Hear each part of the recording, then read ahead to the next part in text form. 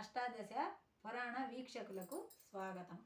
మన ఛానల్లో అష్టాదశ పురాణాలు, దైవ కథలు, భక్తి మార్గాలు తదితర అంశాలు చెప్పడం జరుగుతుంది.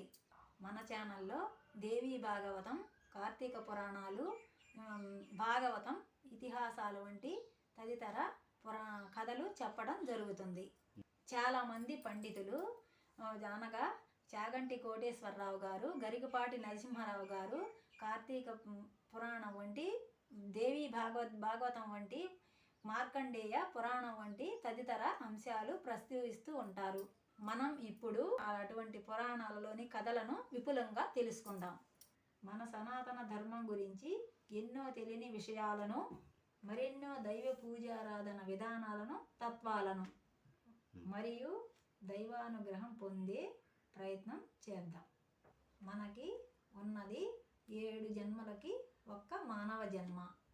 ఏ జీవి చేయలేని వాక్శక్తి, దైవారాధన మనకు చేసే అదృష్టం కలిగింది.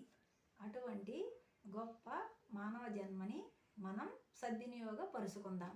మన అందరి మీద ఆ దైవానుగ్రహం పరిపూర్ణంగా ఉండాలని కోరుకుంటూ తదుపరి కార్యక్రమంలో దేవీ భాగవతం అనే మహా గొప్ప గ్రంథంతో కలుద్దాం. జై శ్రీరామ్.